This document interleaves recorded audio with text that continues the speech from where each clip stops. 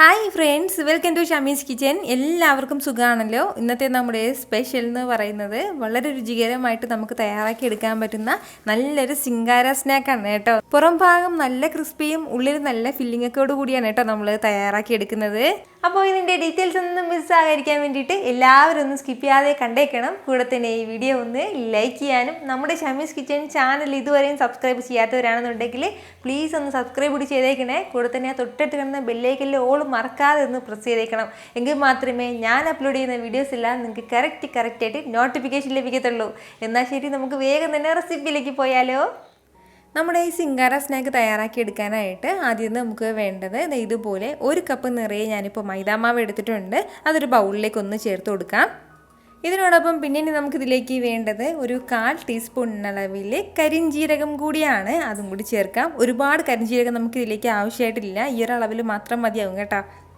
കൂടെ തന്നെ പിന്നെ നമുക്കിതിലേക്ക് വേണ്ടത് ഒരു 1/2 ടീസ്പൂൺ അളവിൽ എള്ളും കൂടിയാണ്. കറുത്ത എള്ളാണ് കേട്ടോ ഞാനിപ്പോൾ എടുത്തിട്ടുള്ളത്, അത് ചേർക്കാം. കറുത്ത എള്ളിന് പകരം വെള്ള എള്ളാണെന്നുണ്ടെങ്കിൽ അതും ചേർക്കാവുന്നതാണ്. കൂടെ പിന്നെ നമുക്കിതിലേക്ക് വേണ്ടത് 1 ടീസ്പൂൺ അളവിൽ നെയ്യും കൂടിയാണ് കേട്ടോ. അപ്പോൾ 1 കപ്പ് അളവിൽ നമ്മൾ മാവ് എടുക്കുന്ന സമയത്ത് 1 ടീസ്പൂൺ അളവിൽ നെയ്യ് ഇട്ട് കൊടുത്താൽ മതിയാവും. കൂടെ പിന്നെ വേണ്ടതാണ് ഇതിനാവശ്യമായിട്ടുള്ള ഉപ്പും കൂടി. വളരെ കുറച്ച് മാത്രം ഉപ്പ് മതിയാവും കേട്ടോ, നമ്മളിത് കുഴച്ചെടുക്കും വളരെ കുറച്ചേ ഉണ്ടാവുള്ളൂ. ഇനി നമ്മുടെ ഈ മാവിലേക്കും ആവശ്യമായിട്ട് വളരെ കുറച്ച് മാത്രം വെള്ളം ചേർത്ത് കൊടുത്തിട്ട് നന്നായിട്ട് നമുക്കൊന്ന് കുഴച്ചെടുക്കാം. അതായത് നമ്മൾ സാധാരണ ചപ്പാത്തിക്ക് കുഴച്ചെടുക്കില്ലേ, ആ ഒരു രീതിക്ക് തന്നെ നല്ലതുപോലെ ഒന്ന് കുഴച്ചെടുക്കാവുന്നതാണ്. വളരെ കുറച്ച് മാത്രം വെള്ളം ചേർത്ത് കൊടുത്തിട്ട് ഒന്ന് കുഴച്ചെടുത്താൽ മതിയാവും കേട്ടോ.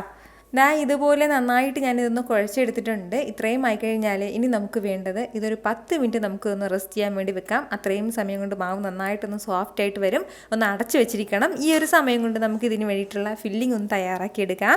ഫില്ലിങ്ങിന് വേണ്ടിയിട്ട് ഞാനിപ്പോൾ ഇതുപോലെ ഒരു 3 ഉരുളക്കിഴങ്ങ് നന്നായിട്ടൊന്ന് വേവിച്ചെടുത്തിട്ടുണ്ട് കേട്ടോ. അതായത് അത്യാവശ്യം വലിയ ഉരുളക്കിഴങ്ങിൽ 3 ഉരുളക്കിഴങ്ങ് നല്ലതുപോലെ ഒന്ന് വേവിച്ചെടുത്തിട്ട് ഒന്ന് ചെറുതായിട്ടൊന്ന് ഉടച്ചിട്ടിരിക്കുന്നതാണ്. ഇതിലേക്ക് പിന്നെ ഇനി നമുക്ക് വേണ്ടതാണ് അത്യാവശ്യം വലിയ സവാളയിൽ 1 സവാള ഞാനിപ്പോൾ ഇതുപോലെ ഒന്ന് ചെറുതായിട്ടൊന്ന് അരിഞ്ഞെടുത്തിട്ടുണ്ട്. തീരെ ചെറിയ സവാളയാണെന്നുണ്ടെങ്കിൽ ഒരു 2 സവാള നമ്മൾ എടുക്കണം കേട്ടോ. ഈ ഒരു അളവിൽ മാത്രം മതിയാവും, കൂടുതൽ ആവശ്യമായിട്ടില്ല. പിന്നെ ഇനി നമുക്കിതിലേക്ക് വേണ്ടതാണ് ചെറുതായിട്ടൊന്ന് ചോപ്പ് ചെയ്തെടുത്ത് അരിഞ്ഞെടുത്ത ഇഞ്ചിയും വെളുത്തുള്ളി പേസ്റ്റ് ഇതിലേക്ക് ചേർക്കരുത്, ഇതുപോലെ അരിഞ്ഞ് തന്നെ ഒന്ന് ചേർത്തേക്കണം. കൂടെ പിന്നെ ഇനി നമുക്ക് വേണ്ടതാണ് നമ്മുടെ എരിവിന് ആവശ്യമായിട്ടുള്ള പച്ചമുളകും കൂടി. ഞാനിപ്പോൾ 2 പച്ചമുളകാണ് എടുത്തിട്ടുള്ളത്, ചേർക്കുകയാണ്. ഇത്രയും ആയിക്കഴിഞ്ഞാൽ പിന്നെ ഇനി നമുക്കിതിലേക്ക് ആവശ്യമായിട്ടുള്ള കുറച്ച് മസാലകളും കൂടി ഒന്ന് ചേർത്ത് കൊടുക്കാം. 1/2 ടീസ്പൂൺ അളവിൽ മുളക് പൊടി ചേർക്കുകയാണ്. ഇതിപ്പോൾ അധികം എരിവില്ലാത്ത മുളക് പൊടിയാണ്, കാരണം നമ്മളിതിലേക്ക് 2 പച്ചമുളക് ചേർത്തിരിക്കുന്നതിൻ്റെ പേരിൽ വളരെ കുറച്ച് മാത്രം മുളക് പൊടി മതിയാവും. കൂടെ പിന്നെ അതുപോലെ വേണ്ടതാണ് 1/2 ടീസ്പൂൺ അളവിൽ പെരിഞ്ജീരകം പൊടിച്ചതും കൂടി. കൂടെ പിന്നെ വേണ്ടത് ഒരു 1/2 ടീസ്പൂൺ അളവിൽ ചെറിയ ജീരകം പൊടിച്ചതും കൂടിയാണ്. ഇനി വേണ്ടത് 1/2 ടീസ്പൂൺ അളവിൽ ഗരം മസാല പൊടിച്ചതും കൂടി. കൂടെ തന്നെ ഇതുപോലെ ഒരു 1/4 ടീസ്പൂൺ അളവിൽ മഞ്ഞൾപ്പൊടിയും കൂടി നമുക്ക് ആവശ്യമായിട്ടുണ്ട്, അതും കൂടി ചേർക്കാം. ഇത് ഇത്രയും ആയിക്കഴിഞ്ഞാൽ പിന്നെ ഇനി നമുക്കിതിലേക്ക് വേണ്ടത് ഇതുപോലെ കുറച്ച് മല്ലിയിലയും കൂടിയാണ്. മല്ലിയില നമ്മുടെ ടേസ്റ്റിനനുസരിച്ചിട്ട് നമുക്ക് ഇതിലേക്ക് ചേർക്കാവുന്നതാണ്. അപ്പോൾ അതിൻ്റെ ഫ്ലേവർ കുറച്ച് മാത്രമേ ഇഷ്ടമുള്ളൂ എങ്കിൽ വളരെ കുറച്ച് ചേർക്കാവുന്നതാണ് കേട്ടോ. അപ്പോൾ ഞാനിപ്പോൾ ഈ ഒരു അളവിലാണ് ഇതിലേക്ക് ചേർത്തിട്ടുള്ളത്. ഇനി നമ്മുടെ ഈ മസാലയ്ക്കും ആവശ്യമായിട്ടുള്ള ഒരല്പം ഉപ്പും കൂടി ചേർത്ത് കൊടുക്കാം. അതിനുശേഷം നല്ലതുപോലെ തന്നെ നമുക്ക് ഒന്ന് മിക്സ് ചെയ്തെടുക്കാം. നന്നായിട്ട് ഇതിനൊന്ന് കൈവച്ചിട്ട് നല്ലതുപോലെ ഒന്ന് കുഴച്ചെടുക്കാവുന്നതാണ്.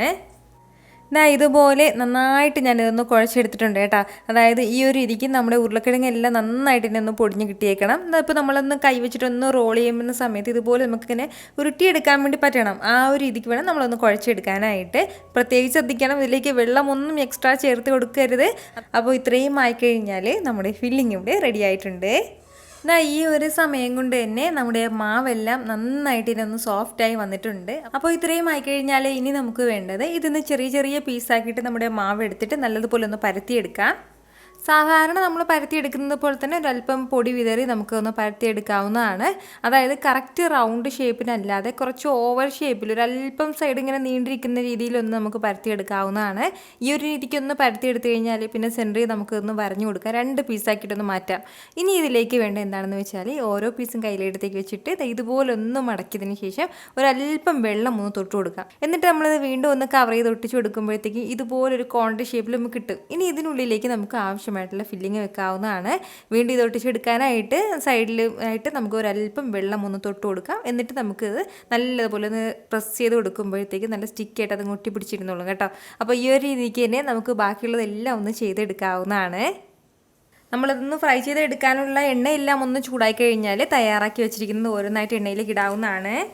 ഇത് നമ്മൾ ഓരോന്നായിട്ട് ഇട്ട് കൊടുക്കുന്ന സമയത്ത് എണ്ണ നന്നായിട്ടൊന്ന് ചൂടായിട്ടുണ്ടാവണം. പിന്നീട് എല്ലാ സമയത്തും മീഡിയം ഫ്ലെയിമിൽ വെച്ചിട്ട് നമുക്കൊന്ന് ഫ്രൈ ചെയ്തെടുക്കാവുന്നതാണ്. ഇതിൻ്റെ പുറം ഭാഗം എല്ലാം നല്ലതുപോലെ ഒന്ന് മുരിഞ്ഞ് കിട്ടിക്കഴിഞ്ഞാൽ പിന്നെ നമുക്കിത് എടുക്കാവുന്നതാണ്. ഇതിൻ്റെ കളറൊക്കെ ഒന്ന് മാറി വരട്ടെ. ഫ്ലെയിം കുറച്ച് വെക്കേണ്ട ആവശ്യമില്ല, മീഡിയം ഫ്ലെയിമിൽ വെച്ചിട്ട് തന്നെ നമുക്കിതൊന്ന് ഫ്രൈ ചെയ്തെടുക്കാം. അപ്പോൾ ഇത് ഫ്രൈ ചെയ്തെടുക്കുന്ന സമയത്ത് പ്രത്യേകം ശ്രദ്ധിക്കേണ്ടത് ഒന്ന് കുറച്ചധികം എണ്ണ ചേർത്തിട്ട് തന്നെ എണ്ണയിൽ മുങ്ങി നിന്നിട്ട് വേണം കേട്ടോ നമ്മൾ ഇതൊന്ന് ഫ്രൈ ചെയ്തെടുക്കാനായിട്ട്. എങ്കിൽ മാത്രമേ നമ്മൾ ഉദ്ദേശിച്ച ആ ഒരു രീതിക്ക് ആ ഒരു ക്രിസ്പി ആയിട്ട് നമുക്കിത് കിട്ടത്തുള്ളൂ. ഇതുപോലെ തന്നെ ഒന്ന് ഇളക്കി കൊടുത്ത് വേണം നമ്മളൊന്ന് ഫ്രൈ ചെയ്തെടുക്കാനായിട്ട് കേട്ടോ. അതായത് ഒരു സൈഡ് ഒന്ന് കളർ മാറിയിട്ട് പിന്നെ തിരിച്ചിടാൻ വേണ്ടി നിൽക്കരുത്. ഇതുപോലെ ഇടയ്ക്ക് മുറക്കിയിട്ട് ഒന്ന് ഇളക്കി കൊടുത്ത് വേണം നമ്മളൊന്ന് ഫ്രൈ ചെയ്തെടുക്കാനായിട്ട്. ഇതിപ്പോൾ നമ്മൾ കുറച്ച് സമയമായി ഒന്ന് ഫ്രൈ ചെയ്യാൻ തുടങ്ങിയിട്ട് അത്രയും സമയം കൊണ്ട് തന്നെ നന്നായിട്ട് തന്നെ ഇതെല്ലാം ഒന്ന് ക്രിസ്പിയായി വന്നിട്ടുണ്ട്. നല്ലതുപോലെ ഒന്ന് മുരിഞ്ഞ് കിട്ടിയിട്ടുണ്ട് കേട്ടോ. ഇനി ഒരുപാട് സമയമായിട്ട് നമ്മളിത് ഫ്രൈ ചെയ്യേണ്ട ആവശ്യമില്ല. അപ്പോൾ ഇത്രയും ആയിക്കഴിഞ്ഞാൽ പിന്നെ നമുക്കിത് എടുക്കാവുന്നതാണ്.